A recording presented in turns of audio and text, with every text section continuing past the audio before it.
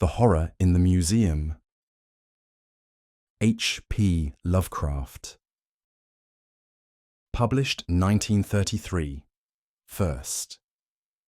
It was languid curiosity which first brought Stephen Jones to Roger's museum. Someone had told him about the queer underground place in Suffolk Street across the river, where waxen things so much more horrible than the worst effigies at Madame Tussaud's were shown, and he had strolled in one April day to see how disappointing he would find it.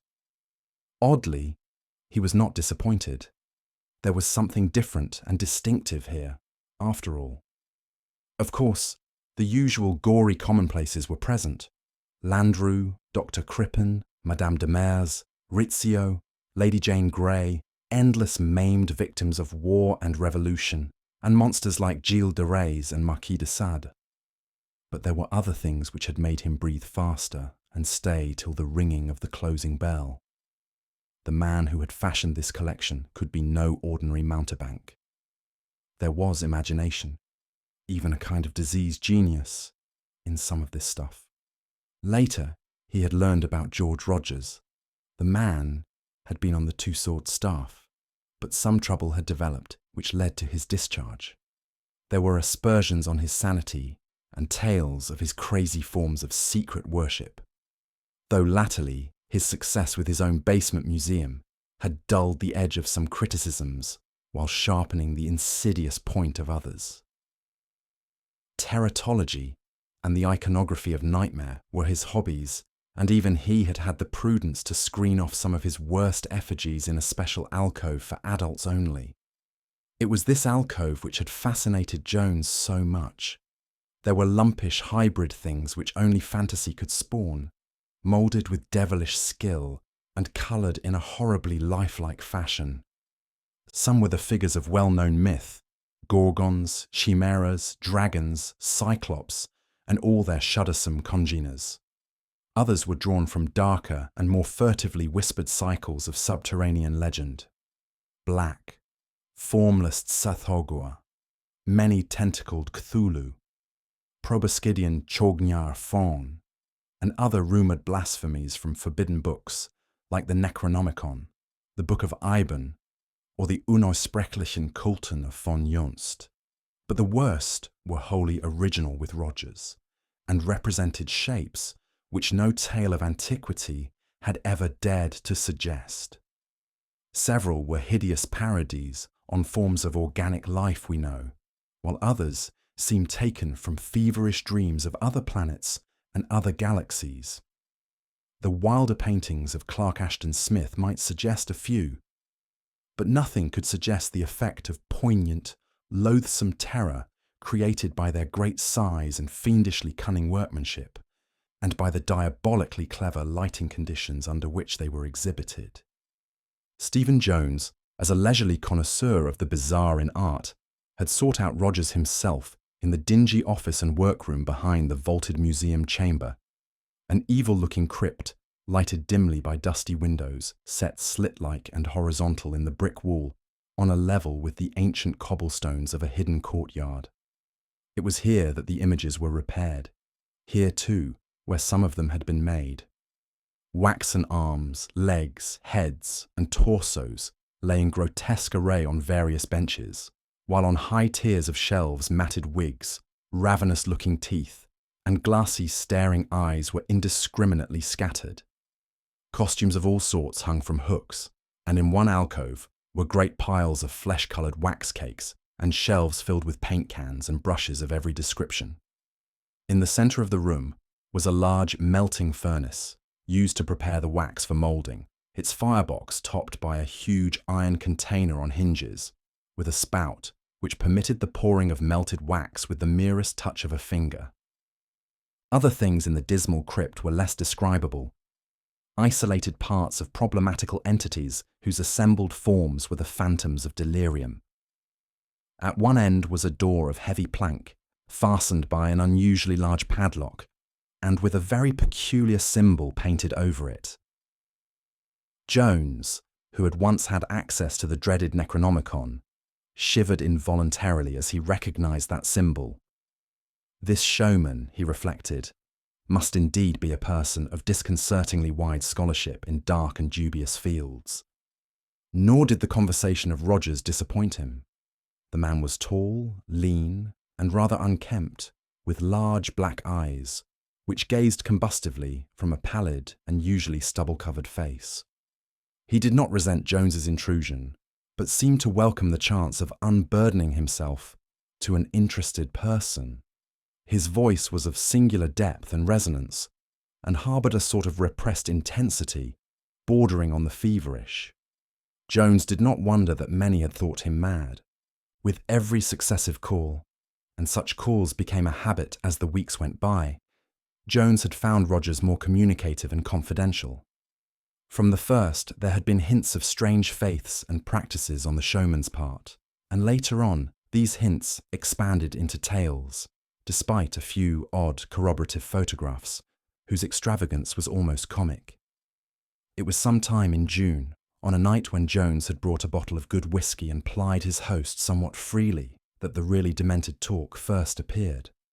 Before that, there had been wild enough stories, accounts of mysterious trips to Tibet, the African interior, the Arabian desert, the Amazon Valley, Alaska, and certain little-known islands of the South Pacific, plus claims of having read such monstrous and half-fabulous books as the prehistoric Narcotic Fragments and the Dole chants attributed to malign and non-human Leng. But nothing in all this had been so unmistakably insane as what had cropped out that June evening under the spell of the whiskey. To be plain, Rogers began making vague boasts of having found certain things in nature that no one had found before, and of having brought back tangible evidences of such discoveries.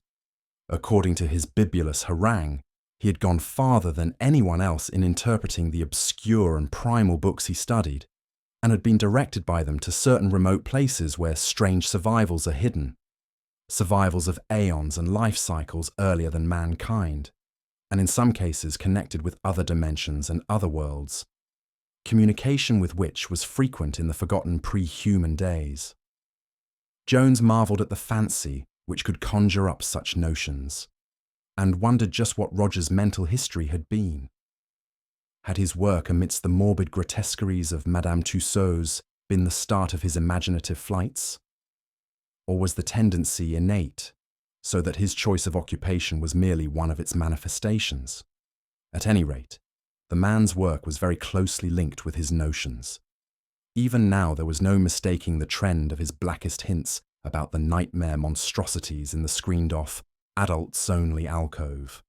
Heedless of ridicule, he was trying to imply that not all of these demoniac abnormalities were artificial. It was Jones's frank skepticism and amusement at these irresponsible claims which broke up the growing cordiality. Rogers, it was clear, took himself very seriously, for he now became morose and resentful, continuing to tolerate Jones only through a dogged urge to break down his wall of urbane and complacent incredulity.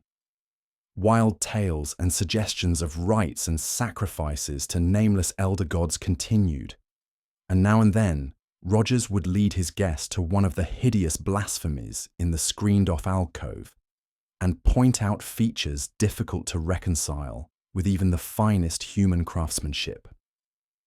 Jones continued his visits through sheer fascination, though he knew he had forfeited his host's regard. At times he would try to humour Rogers with pretended assent to some mad hint or assertion, but the gaunt showman was seldom to be deceived by such tactics. The tension came to a head later in September. Jones had casually dropped into the museum one afternoon and was wandering through the dim corridors whose horrors were now so familiar, when he heard a very peculiar sound from the general direction of Rogers' workroom. Others heard it too, and started nervously as the echoes reverberated through the great vaulted basement. The three attendants exchanged odd glances, and one of them, a dark, taciturn, foreign-looking fellow who always served Rogers as a repairer and assistant designer, smiled in a way which seemed to puzzle his colleagues and which grated very harshly on some facet of Jones's sensibilities. It was the yelp or scream of a dog, and was such a sound as could be made only under conditions of the utmost fright and agony combined. Its stark, anguished frenzy was appalling to hear, and in this setting of grotesque abnormality, it held a double hideousness. Jones remembered that no dogs were allowed in the museum. He was about to go to the door leading into the workroom when the dark attendant stopped him with a word and a gesture. "Mr. Rogers," the man said, in a soft, somewhat accented voice at once apologetic and vaguely sardonic, was out, and there were standing orders to admit no one to the workroom during his absence. As for that yelp, it was undoubtedly something out in the courtyard behind the museum. This neighbourhood was full of stray mongrels, and their fights were sometimes shockingly noisy. There were no dogs in any part of the museum. But if Mr. Jones wished to see Mr. Rogers, he might find him just before closing time. After this, Jones climbed the old stone steps to the street outside and examined the squalid neighbourhood curiously. The leaning, decrepit buildings, once dwellings but now largely shops and warehouses, were very ancient indeed. Some of them were of a gabled type seeming to go back to Tudor times, and a faint miasmatic stench hung subtly about the whole region. Beside the dingy house whose basement held the museum was a low archway pierced by a dark cobbled alley, and this Jones entered in a vague wish to find the courtyard behind the workroom and settle the affair of the dog more comfortably in his mind. The courtyard was dim in the late afternoon light, hemmed in by rear walls even uglier and more intangibly menacing than the crumbling street facades of the evil old houses. Not a dog was in sight, and Jones wondered how the aftermath of such a frantic turmoil could have completely vanished so soon. Despite the assistant's statement that no dog had been in the museum, Jones glanced nervously at the 3 small windows of the basement workroom. Narrow, horizontal rectangles close to the grass-grown pavement, with grimy panes that stared repulsively and incuriously like the eyes of dead fish. To their left, a worn flight of steps led to an opaque and heavily bolted door. Some impulse urged him to crouch low on the damp, broken cobblestones and peer in, on the chance that the thick green shades, worked by long cords that hung down to a reachable level, might not be drawn. The outer surfaces were thick with dirt, but as he rubbed them with his handkerchief, he saw there was no obscuring curtain in the way of his vision. So shadowed was the cellar from the inside that not much could be made out, but the grotesque working paraphernalia now and then loomed up spectrally as Jones tried each of the windows in turn. It seemed evident at first that no one was within, yet when he peered through the extreme right-hand window, the one nearest the entrance alley, he saw a glow of light at the farther end of the apartment, which made him pause in bewilderment. There was no reason why any light should be there. It was an inner side of the room, and he could not recall any gas or electric fixture near that point. Another look defined the glow as a large vertical rectangle, and a thought occurred to him. It was in that direction that he had always noticed the heavy plank door with the abnormally large padlock, the door which was never opened, and above which was crudely smeared that hideous cryptic symbol from the fragmentary records of forbidden elder magic. It must be open now, and there was a light inside. All his former speculations as to where that door led, and as to what lay behind it, were now renewed with trebly disquieting force. Jones wandered aimlessly around the dismal locality till close to 6 o'clock, when he returned to the museum to make the call on Rogers. He could hardly tell why he wished so especially to see the man just then, but there must have been some subconscious misgivings about that terribly unplaceable canine scream of the afternoon, and about the glow of light in that disturbing and usually unopened inner doorway with the heavy padlock. The attendants were leaving as he arrived, and he thought that Orabona, the dark foreign-looking assistant, eyed him with something like sly, repressed amusement. He did not relish that look, even though he had seen the fellow turn it on his employer many times. The vaulted exhibition room was ghoulish in its desertion, but he strode quickly through it and rapped at the door of the office and workroom. Response was slow in coming, though there were footsteps inside. Finally, in response to a second knock, the lock rattled, and the ancient six-panelled portal creaked reluctantly open to reveal the slouching, feverish-eyed form of George Rogers. From the first, it was clear that the showman was in an unusual mood. There was a curious mixture of reluctance and actual gloating in his welcome, and his talk at once veered to extravagances of the most hideous and incredible sort. Surviving elder gods, nameless sacrifices, the other than artificial nature of some of the alcove horrors, all the usual boasts, but uttered in a tone of peculiarly increasing confidence. Obviously, Jones reflected, the poor fellow's madness was gaining on him. From time to time, Rogers would send furtive glances toward the heavy, padlocked inner door at the end of the room, or toward a piece of coarse burlap on the floor not far from it, beneath which some small object appeared to be lying. Jones grew more nervous as the moments passed, and began to feel as hesitant about mentioning the afternoon's oddities as he had formerly been anxious to do so. Rogers's sepulchrally resonant bass almost cracked under the excitement of his fevered rambling.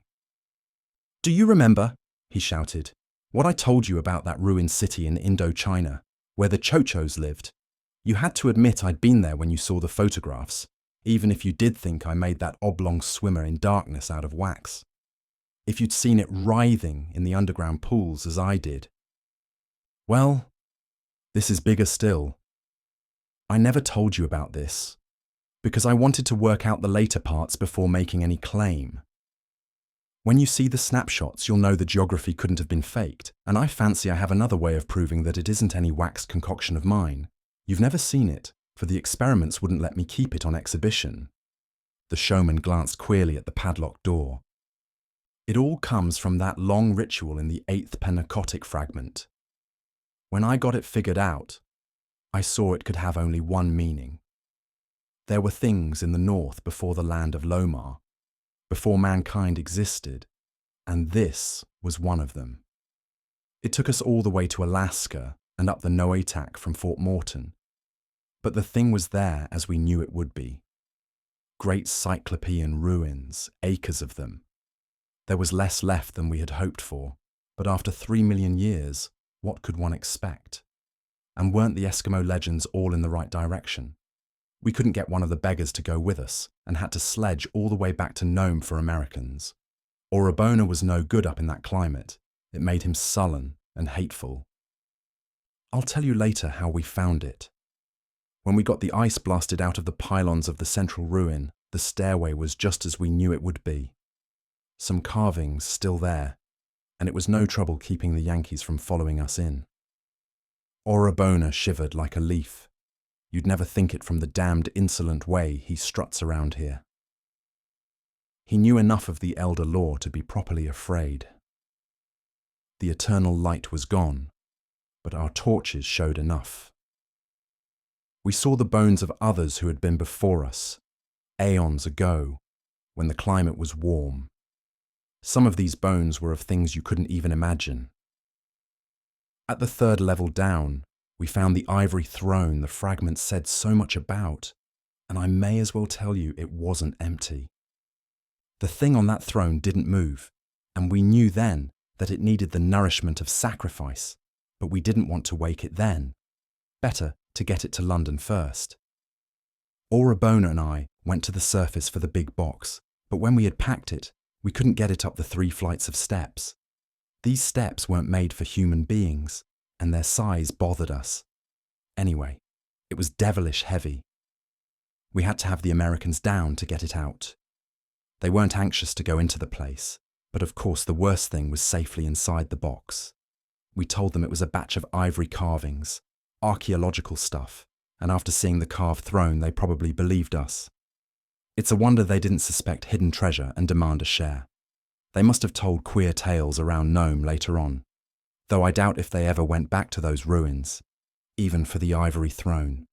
Rogers paused, felt around in his desk, and produced an envelope of good-sized photographic prints, Extracting one and laying it face down before him, he handed the rest to Jones. The set was certainly an odd one. Ice-clad hills, dog sledges, men in furs, and vast tumbled ruins against a background of snow. Ruins whose outlines and enormous stone blocks could hardly be accounted for. One flashlight view showed an incredible interior chamber with wild carvings, and a curious throne whose proportion could not have been designed for a human occupant. The carvings on the gigantic masonry, high walls and peculiar vaulting overhead were mainly symbolic, and involved both wholly unknown designs and certain hieroglyphs darkly cited in obscene legends. Over the throne loomed the same dreadful symbol, which was now painted on the workroom wall above the padlocked plank door. Jones darted a nervous glance at the closed portal. Assuredly, Rogers had been to strange places and had seen strange things. Yet this mad interior picture might easily be a fraud, taken from a very clever stage setting. One must not be too credulous. But Rogers was continuing. Well, we shipped the box from Nome and got to London without any trouble. That was the first time we'd ever brought back anything that had a chance of coming alive. I didn't put it on display because there were more important things to do for it. It needed the nourishment of sacrifice, for it was a god. Of course, I couldn't get it, the sort of sacrifices which it used to have in its day, for such things don't exist now. But there were other things which might do. The blood is the life, you know. Even the lemurs and elementals that are older than the earth will come when the blood of men or beasts is offered under the right conditions. The expression on the narrator's face was growing very alarming and repulsive, so that Jones fidgeted involuntarily in his chair. Rogers seemed to notice his guest's nervousness and continued with a distinctly evil smile. It was last year that I got it, and ever since then I've been trying rites and sacrifices. Orabona hasn't been much help, for he was always against the idea of waking it. He hates it, probably because he's afraid of what it will come to mean. He carries a pistol all the time to protect himself, fool, as if there were human protection against it. If I ever see him draw that pistol, I'll strangle him. He wanted me to kill it and make an effigy of it. But I've stuck by my plans, and I'm coming out on top in spite of all the cowards like Orabona and damned sniggering skeptics like you, Jones. I've chanted the rites and made certain sacrifices, and last week the transition came. The sacrifice was received and enjoyed. Rogers actually licked his lips, while Jones held himself uneasily rigid. The showman paused and rose, crossing the room to the piece of burlap at which he had glanced so often. Bending down, he took hold of one corner as he spoke again. You've laughed enough at my work. Now it's time for you to get some facts. Orabona tells me you heard a dog screaming around here this afternoon. Do you know what that meant? Jones started. For all his curiosity, he would have been glad to get out without further light on the point which had so puzzled him. But Rogers was inexorable and began to lift the square of burlap. Beneath it lay a crushed, almost shapeless mass, which Jones was slow to classify. Was it a once-living thing which some agency had flattened, sucked dry of blood, punctured in 1,000 places, and wrung into a limp, broken-boned heap of grotesqueness? After a moment, Jones realized what it must be. It was what was left of a dog, perhaps of considerable size and whitish colour. Its breed was past recognition, for distortion had come in nameless and hideous ways. Most of the hair was burned off as by some pungent acid, and the exposed, bloodless skin was riddled by innumerable circular wounds or incisions. The form of torture necessary to cause such results was past imagining. Electrified with a pure loathing which conquered his mounting disgust, Jones sprang up with a cry. You damned sadist! You madman! You'd do a thing like this and dare to speak to a decent man? Rogers dropped the burlap with a malignant sneer and faced his oncoming guest. His words held an unnatural calm. Why, you fool, do you think I did this? Let us admit that the results are unbeautiful from our limited human standpoint. What of it? It is not human and does not pretend to be. To sacrifice is merely to offer. I gave the dog to it. What happened is its work, not mine. It needed the nourishment of the offering and took it in its own way. But let me show you what it looks like. As Jones stood hesitating, the speaker returned to his desk and took up the photograph he had laid face down without showing. Now he extended it with a curious look. Jones took it and glanced at it in an almost mechanical way. After a moment, the visitor's glance became sharper and more absorbed, for the utterly satanic force of the object depicted had an almost hypnotic effect. Certainly, Rogers had outdone himself in modelling the eldritch nightmare which the camera had caught. The thing was a work of sheer infernal genius, and Jones wondered how the public would react when it was placed on exhibition. So hideous a thing had no right to exist. Probably the mere contemplation of it, after it was done, had completed the unhinging of its maker's mind and led him to worship it with brutal sacrifices. Only a stout sanity could resist the insidious suggestion that the blasphemy was, or had once been, some morbid and exotic form of actual life. The thing in the picture squatted or was balanced on what appeared to be a clever reproduction of the monstrously carved throne in the other curious photograph. To describe it with any ordinary vocabulary would be impossible, for nothing even roughly corresponding to it has ever come within the imagination of sane mankind. It represented something meant perhaps to be roughly connected with the vertebrates of this planet, though one could not be too sure of that. Its bulk was cyclopean, for even squatted it towered to almost twice the height of Orobona, who was shown beside it. Looking sharply, one might trace its approximations toward the bodily features of the higher vertebrates. There was an almost globular torso, with 6 long, sinuous limbs terminating in crab-like claws. From the upper end, a subsidiary globe bulged forward bubble-like, its triangle of 3 staring, fishy eyes, its foot-long and evidently flexible proboscis, and a distended lateral system analogous to gills, suggesting that it was a head. Most of the body was covered with what at first appeared to be fur, but which on closer examination proved to be a dense growth of dark, slender tentacles or sucking filaments, each tipped with a mouth suggesting the head of an asp. On the head and below the proboscis, the tentacles tended to be longer and thicker, and marked with spiral stripes, suggesting the traditional serpent locks of Medusa. To say that such a thing could have an expression seems paradoxical. Yet Jones felt that that triangle of bulging fish eyes and that obliquely poised proboscis all bespoke a blend of hate, greed, and sheer cruelty incomprehensible to mankind because mixed with other emotions not of the world or this solar system. Into this bestial abnormality, he reflected, Rogers must have poured at once all his malignant insanity and all his uncanny sculptural genius. The thing was incredible, and yet the photograph proved that it existed. Rogers interrupted his reveries. Well, what do you think of it? Now do you wonder what crushed the dog and sucked it dry with a million mouths? It needed nourishment, and it will need more. It is a god, and I am the first priest of its latter-day hierarchy.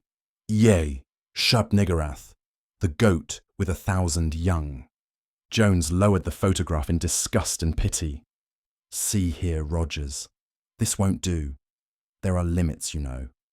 It's a great piece of work and all that, but it isn't good for you. Better not see it anymore. Let Orobona break it up and try to forget about it, and let me tear this beastly picture up too. With a snarl, Rogers snatched the photograph and returned it to the desk. Idiot, you. And you still think it's all a fraud. You still think I made it. And you still think my figures are nothing but lifeless wax. Why, damn you, you're a worse clod than a wax image yourself. But I've got proof this time, and you're going to know. Not just now, for it is resting after the sacrifice, but later. Oh yes, you will not doubt the power of it then. As Rogers glanced toward the padlocked inner door, Jones retrieved his hat and stick from a nearby bench. Very well, Rogers. Let it be later. I must be going now, but I'll call around tomorrow afternoon. Think my advice over and see if it doesn't sound sensible. Ask Orabona what he thinks too. Rogers actually bared his teeth in wild beast fashion. Must be going now, eh? Afraid after all. Afraid for all your bold talk. You say the effigies are only wax, and yet you run away when I begin to prove that they aren't. You're like the fellows who take my standing bet that they daren't spend the night in the museum. They come boldly enough, but after an hour they shriek and hammer to get out. Want me to ask Orabona, eh? You two, always against me. You want to break down the coming earthly reign of it? Jones preserved his calm. No, Rogers. There's nobody against you, and I'm not afraid of your figures either, much as I admire your skill. But we're both a bit nervous tonight, and I fancy some rest will do us good. Again, Rogers checked his guest's departure. Not afraid, eh? Then why are you so anxious to go? Look here, do you or don't you dare to stay alone here in the dark? What's your hurry if you don't believe in it? Some new idea seemed to have struck Rogers, and Jones eyed him closely. Why, I've no special hurry, but what would be gained by my staying here alone? What would it prove? My only objection is that it isn't very comfortable for sleeping. What good would it do either of us? This time it was Jones who was struck with an idea.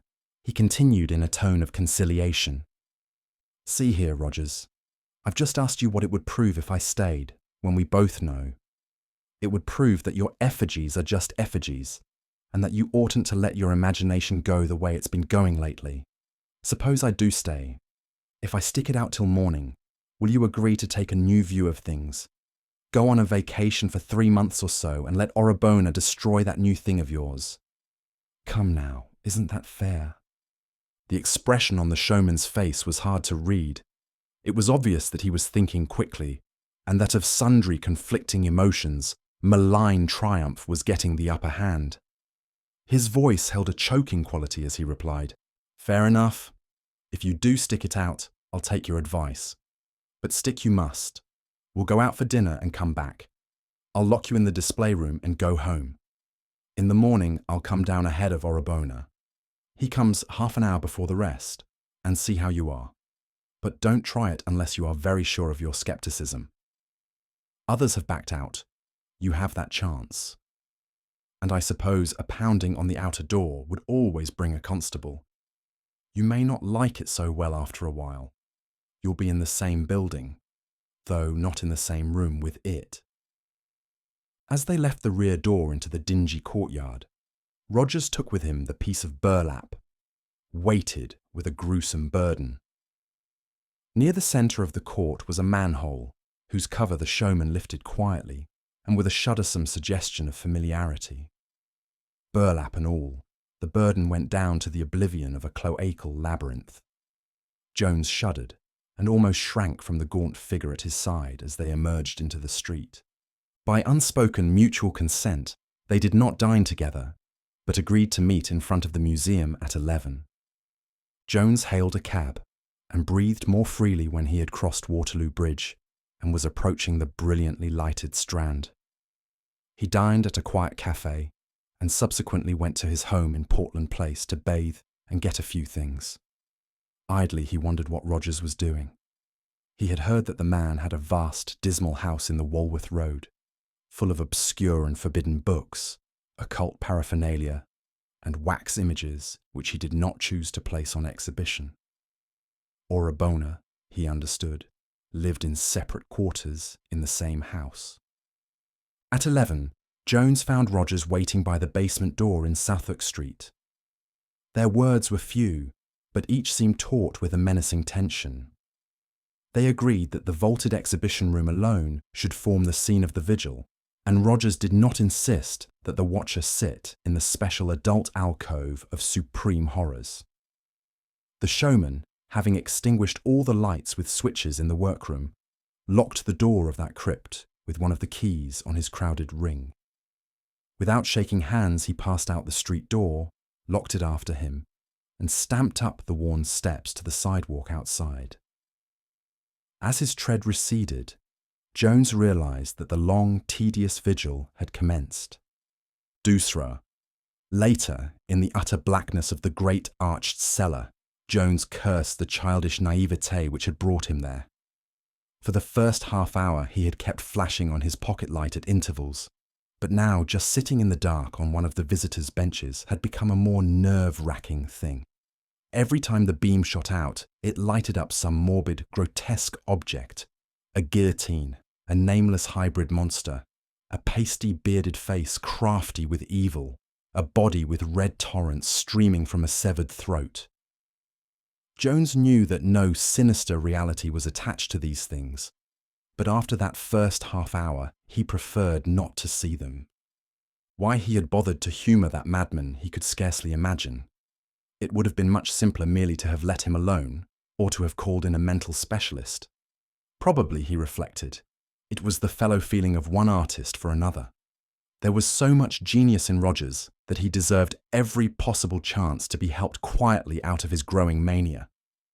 Any man who could imagine and construct the incredibly lifelike things that he had produced was surely not far from actual greatness. He had the fancy of a Saime or a Dore joined to the minute, scientific craftsmanship of a Blatchka. Indeed, he had done for the world of nightmare what the Blatchkas, with their marvellously accurate plant models of finely wrought and coloured glass, had done for the world of botany. At midnight, the strokes of a distant clock filtered through the darkness, and Jones felt cheered by the message from a still surviving outside world. The vaulted museum chamber was like a tomb, ghastly in its utter solitude. Even a mouse would be cheering company.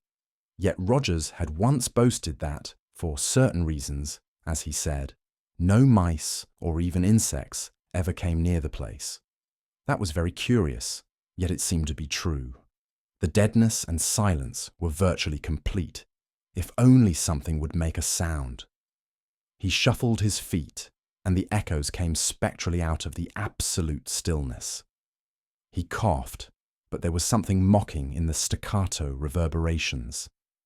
He could not, he vowed, begin talking to himself. That meant nervous disintegration. Time seemed to pass with abnormal and disconcerting slowness. He could have sworn that hours had elapsed since he last flashed the light on his watch, yet here was only the stroke of midnight. He wished that his senses were not so preternaturally keen. Something in the darkness and stillness seemed to have sharpened them, so that they responded to faint intimations hardly strong enough to be called true impressions.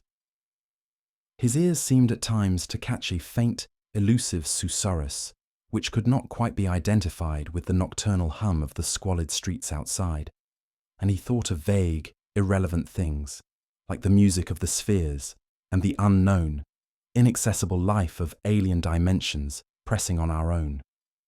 Rogers often speculated about such things.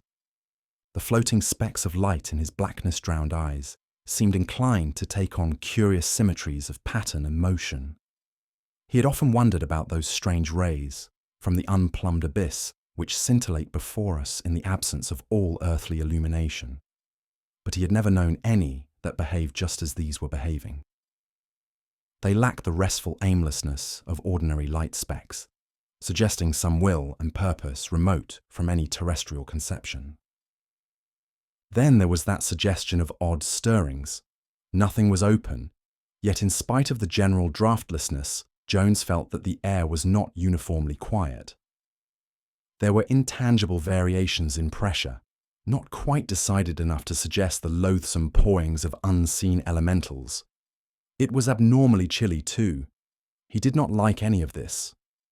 The air tasted salty, as if it were mixed with the brine of dark subterranean waters, and there was a bare hint of some odour of ineffable mustiness. In the daytime, he had never noticed that the waxen figures had an odour. Even now, that half-received hint was not the way wax figures ought to smell. It was more like the faint smell of specimens in a natural history museum. Curious in view of Roger's claims that his figures were not all artificial. Indeed, it was probably that claim which made one's imagination conjure up the olfactory suspicion. One must guard against excesses of the imagination, had not such things driven poor Rogers mad. But the utter loneliness of this place was frightful. Even the distant chimes seemed to come from across cosmic gulfs. It made Jones think of that insane picture which Rogers had showed him. The wildly carved chamber, with the cryptic throne which the fellow had claimed was part of a 3-million-year-old ruin in the shunned and inaccessible solitudes of the Arctic. Perhaps Rogers had been to Alaska, but that picture was certainly nothing but stage scenery. It couldn't normally be otherwise, with all that carving and those terrible symbols. And that monstrous shape supposed to have been found on that throne. What a flight of diseased fancy. Jones wondered just how far he actually was from the insane masterpiece in wax. Probably it was kept behind that heavy padlocked plank door leading somewhere out of the workroom. But it would never do to brood about a waxen image. Was not the present room full of such things? Some of them scarcely less horrible than the dreadful It. And beyond a thin canvas screen on the left was the adults-only alcove, with its nameless phantoms of delirium. The proximity of the numberless waxen shapes began to get on Jones's nerves more and more as the quarter hours wore on. He knew the museum so well that he could not get rid of their usual images even in the total darkness. Indeed, the darkness had the effect of adding to the remembered images certain very disturbing imaginative overtones. The guillotine seemed to creak, and the bearded face of Landru, slayer of his 50 wives, twisted itself into expressions of monstrous menace. From the severed throat of Madame des Mers, a hideous bubbling sound seemed to emanate, while the headless, legless victim of a trunk murder tried to edge closer and closer on its gory stumps. Jones began shutting his eyes to see if that would dim the images, but found it was useless. Besides, when he shut his eyes, the strange, purposeful patterns of light specks became more disturbingly pronounced. Then suddenly he began trying to keep the hideous images he had formerly been trying to banish. He tried to keep them because they were giving place to still more hideous ones. In spite of himself, his memory began reconstructing the utterly non-human blasphemies that lurked in the obscurer corners, and these lumpish hybrid growths oozed and wriggled toward him as though hunting him down in a circle. Black Tsathoggua moulded itself from a toad-like gargoyle to a long, sinuous line with hundreds of rudimentary feet, and a lean, rubbery night gaunt spread its wings as if to advance and smother the watcher. Jones braced himself to keep from screaming. He knew he was reverting to the traditional terrors of his childhood, and resolved to use his adult reason to keep the phantoms at bay. It helped a bit, he found, to flash the light again.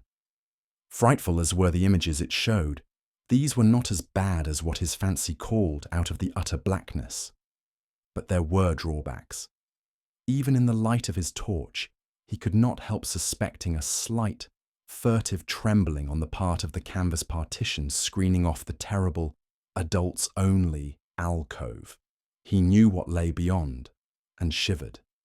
Imagination called up the shocking form of fabulous Yog-Sothoth, only a congeries of iridescent globes, yet stupendous in its malign suggestiveness. What was this accursed mass slowly floating toward him and bumping on the partition that stood in the way?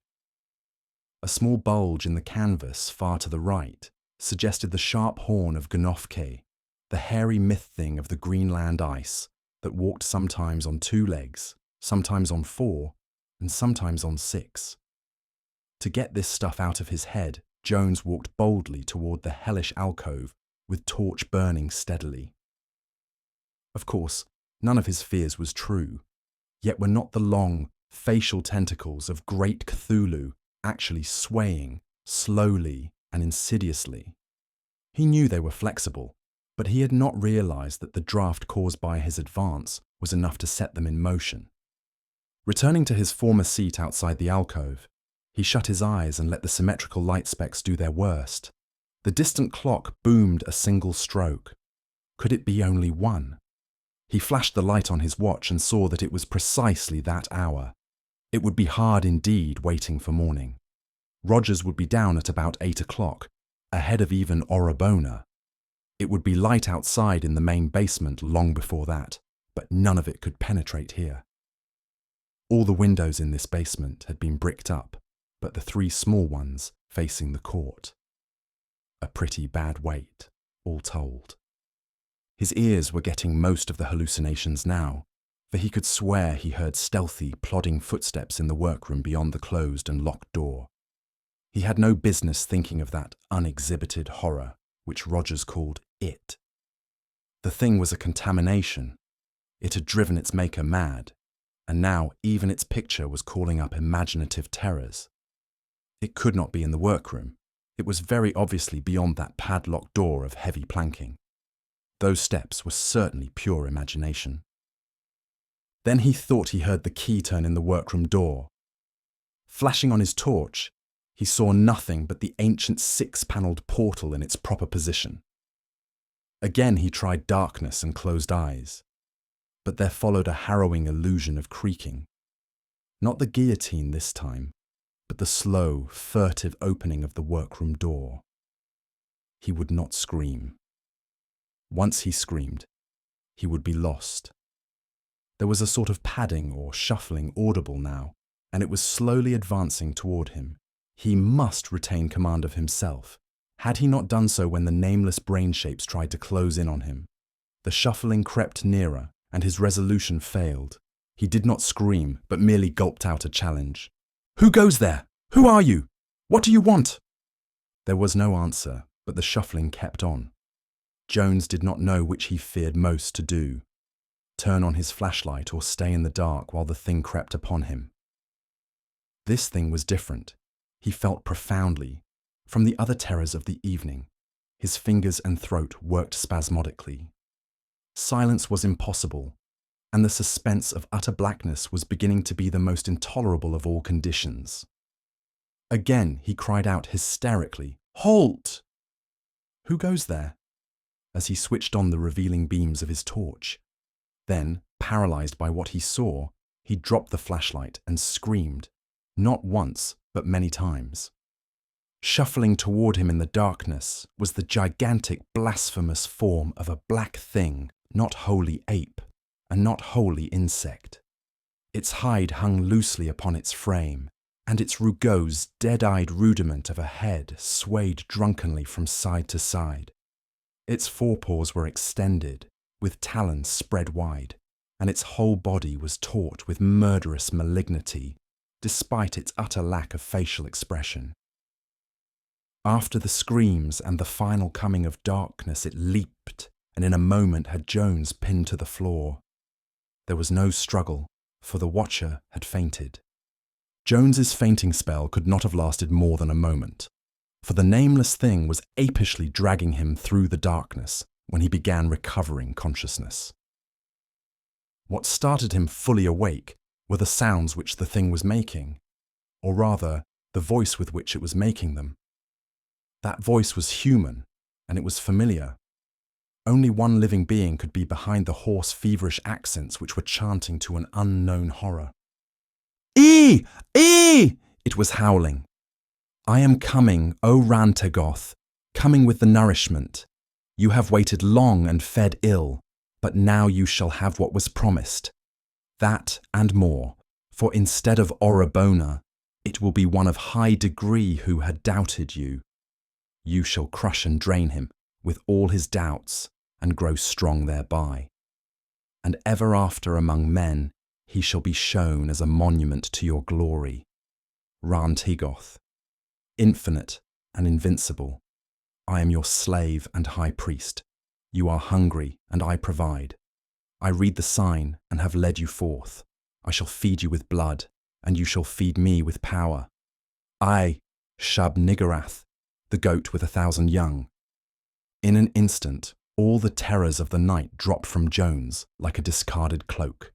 He was again master of his mind, for he knew the very earthly and material peril he had to deal with. This was no monster of fable, but a dangerous madman. It was Rogers, dressed in some nightmare covering of his own insane designing, and about to make a frightful sacrifice to the devil god he had fashioned out of wax. Clearly, he must have entered the workroom from the rear courtyard, donned his disguise, and then advanced to seize his neatly trapped and fear-broken victim. His strength was prodigious, and if he was to be thwarted, one must act quickly. Counting on the madman's confidence in his unconsciousness, he determined to take him by surprise, while his grasp was relatively lax. The feel of a threshold told him he was crossing into the pitch-black workroom. With the strength of mortal fear, Jones made a sudden spring from the half-recumbent posture in which he was being dragged. For an instant, he was free of the astonished maniac's hands, and in another instant, a lucky lunge in the dark had put his own hands at his captor's weirdly concealed throat. Simultaneously, Rogers gripped him again, and without further preliminaries, the two were locked in a desperate struggle of life and death. Jones's athletic training, without doubt, was his sole salvation, for his mad assailant, freed from every inhibition of fair play, decency, or even self-preservation, was an engine of savage destruction, as formidable as a wolf or panther. Guttural cries sometimes punctured the hideous tussle in the dark. Blood spurted, clothing ripped, and Jones at last felt the actual throat of the maniac, shorn of its spectral mask. He spoke not a word, but put every ounce of energy into the defense of his life.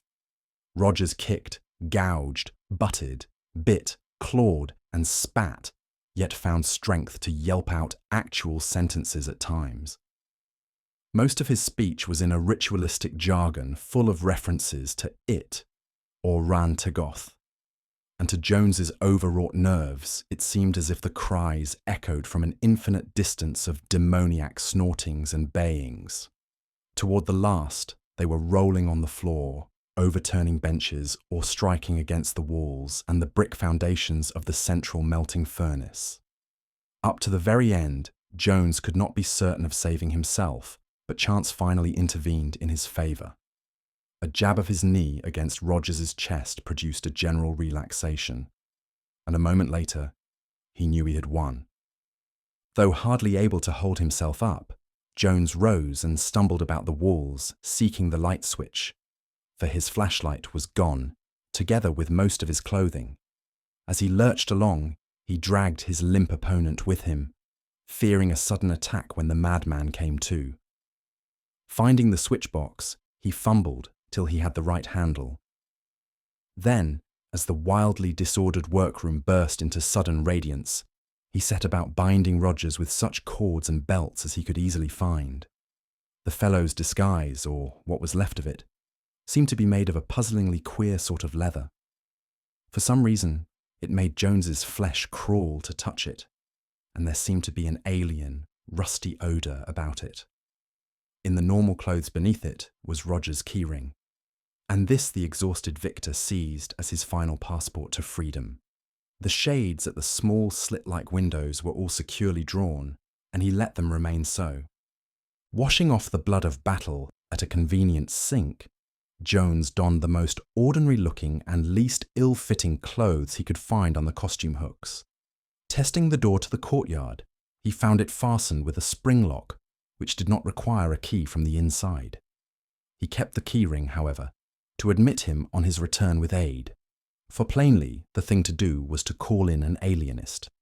There was no telephone in the museum, but it would not take long to find an all-night restaurant or chemist's shop where one could be had.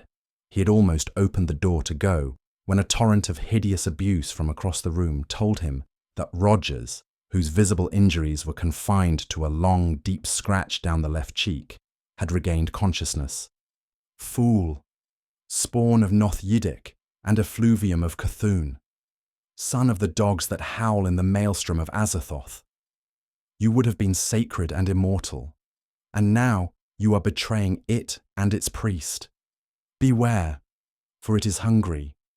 It would have been Orabona, That damned treacherous dog ready to turn against me and it. But I give you the first honour instead. Now you must both beware, for it is not gentle without its priest. Ah! Ah! Vengeance is at hand! Do you know you would have been immortal? Look at the furnace. There is a fire ready to light, and there is wax in the kettle. I would have done with you as I have done with other once-living forms. Hey, you, who have vowed all my effigies are waxen, would have become a waxen effigy yourself. The furnace was all ready. When it had had its fill, and you were like that dog I showed you, I would have made your flattened, punctured fragments immortal. Wax would have done it. Haven't you said I'm a great artist? Wax in every pore. Wax over every square inch of you. Aye, aye. And ever after the world would have looked at your mangled carcass and wondered how I ever imagined and made such a thing. Hey! And Orobona would have come next, and others after him, and thus would my waxen family have grown. Dog, do you still think I made all my effigies? Why not say preserved? You know by this time the strange places I've been to, and the strange things I've brought back. Coward, you could never face the dimensional shambler whose hide I put on to scare you. The mere sight of it alive, or even the full-fledged thought of it, would kill you instantly with fright. Aye, it waits hungry for the blood that is the life. Rogers, propped against the wall, swayed to and fro in his bonds. See here, Jones. If I let you go, will you let me go? It must be taken care of by its high priest. Orobona will be enough to keep it alive. And when he is finished, I will make his fragments immortal in wax for the world to see. It could have been you, but you have rejected the honour. I won't bother you again. Let me go, and I will share with you the power that it will bring me. Great is Rantigoth. Let me go. Let me go. It is starving down there beyond that door, and if it dies, the old ones can never come back. Hey, let me go. Jones merely shook his head, though the hideousness of the showman's imaginings revolted him. Rogers, now staring wildly at the padlocked plank door, thumped his head again and again against the brick wall and kicked with his tightly bound ankles. Jones was afraid he would injure himself, and advanced to bind him more firmly to some stationary object. Writhing, Rogers edged away from him and set up a series of frenetic ululations whose utter, monstrous unhumanness was appalling, and whose sheer volume was almost incredible.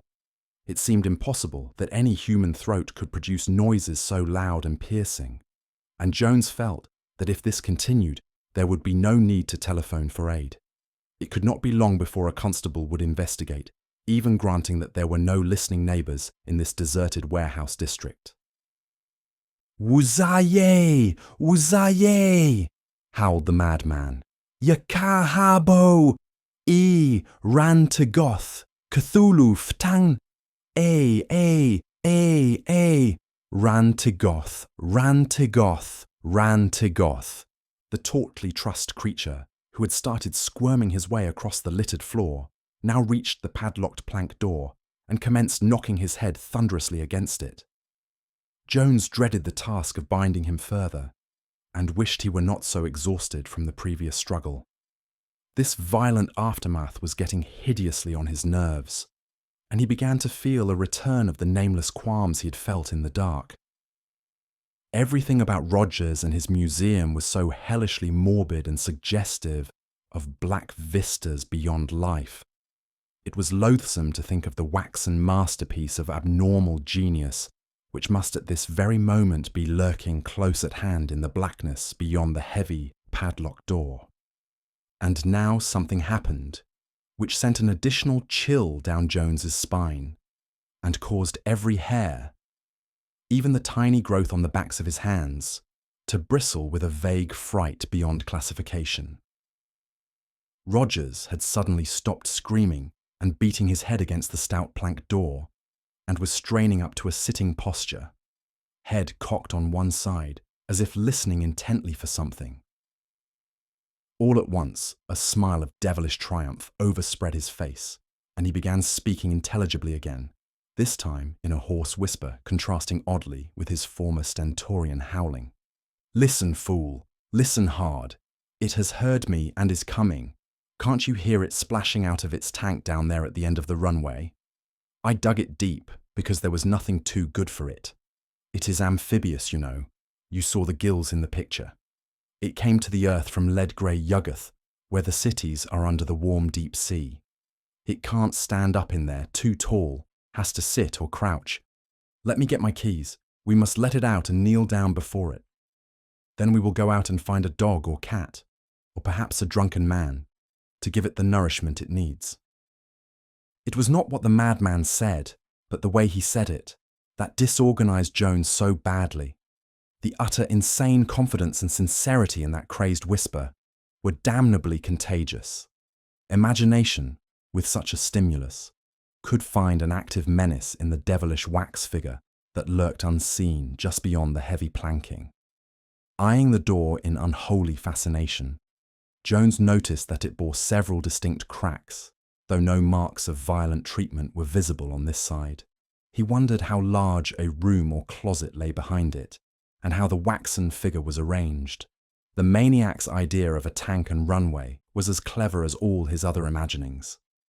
Then, in one terrible instant, Jones completely lost the power to draw a breath. The leather belt he had seized for Rogers's further strapping fell from his limp hands, and a spasm of shivering convulsed him from head to foot. He might have known the place would drive him mad as it had driven Rogers, and now he was mad. He was mad, for he now harboured hallucinations more weird than any which had assailed him earlier that night.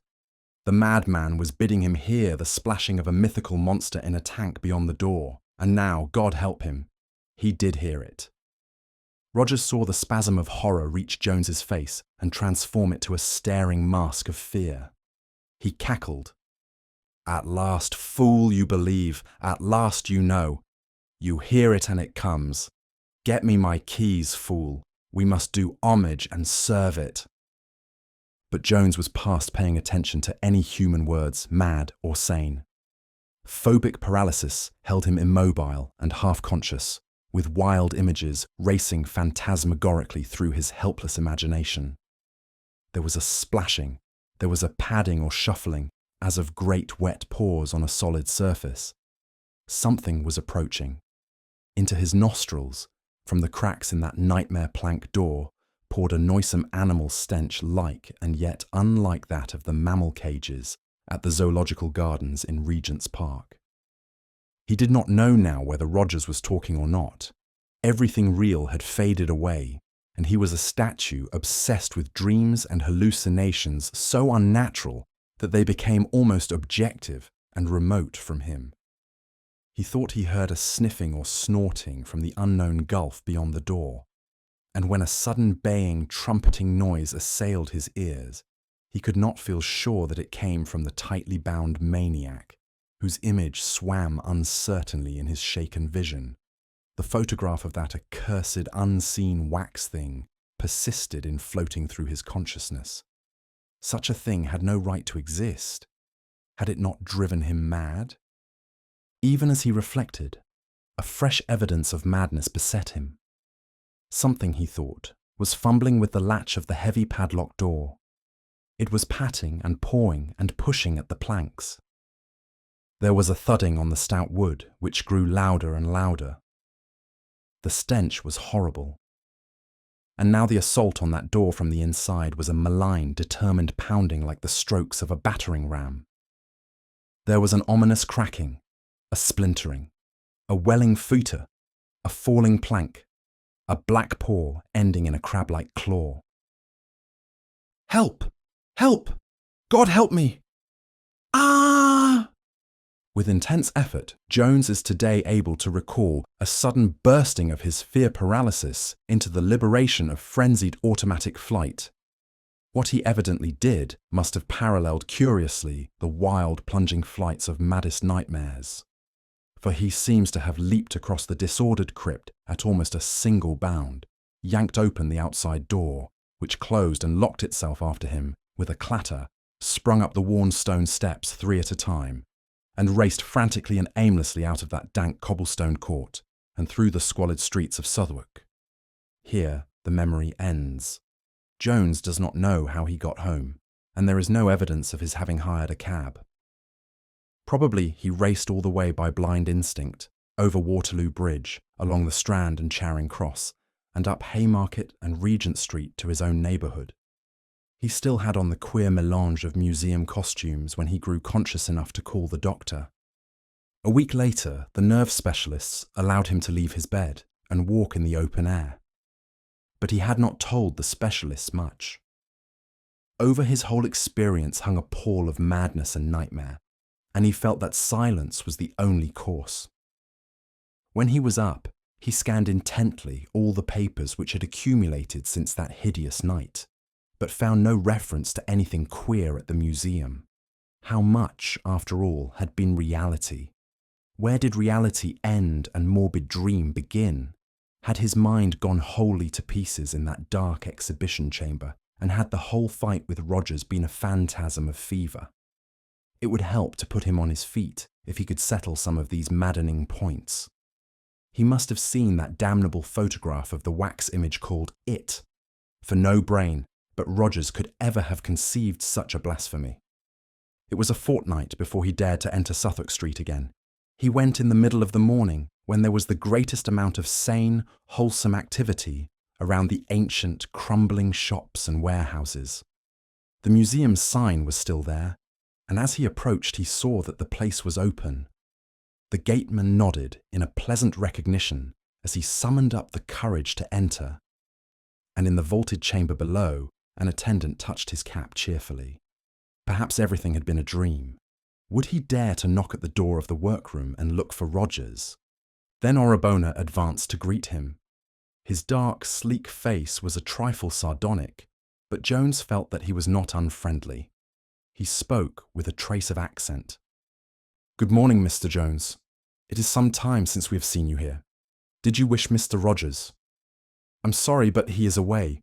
He had word of business in America, and had to go. Yes, it was very sudden. I am in charge now, here and at the house. I try to maintain Mr. Rogers' high standard, till he is back." The foreigner smiled, perhaps from affability alone. Jones scarcely knew how to reply, but managed to mumble out a few inquiries about the day after his last visit. Orabona seemed greatly amused by the questions, and took considerable care in framing his replies. "Oh, yes, Mr. Jones, the 28th of last month. I remember it for many reasons. In the morning, before Mr. Rogers got here, you understand, I found the workroom in quite a mess. There was a great deal of cleaning up to do. There had been late work, you see. Important new specimen given its secondary baking process. I took complete charge when I came. It was a hard specimen to prepare, but of course Mr. Rogers has taught me a great deal.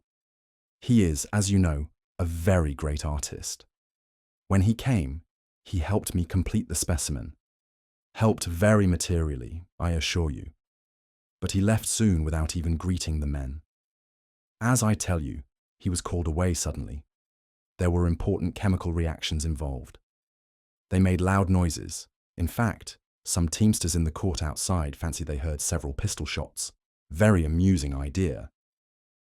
As for the new specimen, that matter is very unfortunate. It is a great masterpiece. Designed and made, you understand, by Mr. Rogers. He will see about it when he gets back." Again, Orabona smiled. "The police, you know. We put it on display a week ago, and there were 2 or 3 faintings. One poor fellow had an epileptic fit in front of it. You see, it is a trifle, stronger than the rest, larger, for one thing. Of course, it was in the adult alcove. The next day, a couple of men from Scotland Yard looked it over and said it was too morbid to be shown. Said we'd have to remove it. It was a tremendous shame. Such a masterpiece of art. But I didn't feel justified in appealing to the courts in Mr. Rogers's absence. He would not like so much publicity with the police now. But when he gets back... For some reason or other, Jones felt a mounting tide of uneasiness and repulsion. But Orabona was continuing. "You are a connoisseur, Mr. Jones. I am sure I violate no law in offering you a private view. It may be, subject of course to Mr. Rogers' wishes, that we shall destroy the specimen some day. But that would be a crime. Jones had a powerful impulse to refuse the sight and flee precipitately, but Orobona was leading him forward by the arm with an artist's enthusiasm. The adult alcove, crowded with nameless horrors, held no visitors. In the farther corner, a large niche had been curtained off, and to this the smiling assistant advanced. "You must know, Mr. Jones, that the title of this specimen is The Sacrifice to Ran Tegoth." Jones started violently, but Orobona appeared not to notice. The shapeless, colossal god is a feature in certain obscure legends which Mr. Rogers has studied. All nonsense, of course, as you've so often assured Mr. Rogers. It is supposed to have come from outer space and to have lived in the Arctic 3 million years ago. It treated its sacrifices rather peculiarly and horribly, as you shall see. Mr. Rogers had made it fiendishly lifelike, even to the face of the victim. Now trembling violently, Jones clung to the brass railing in front of the curtained niche.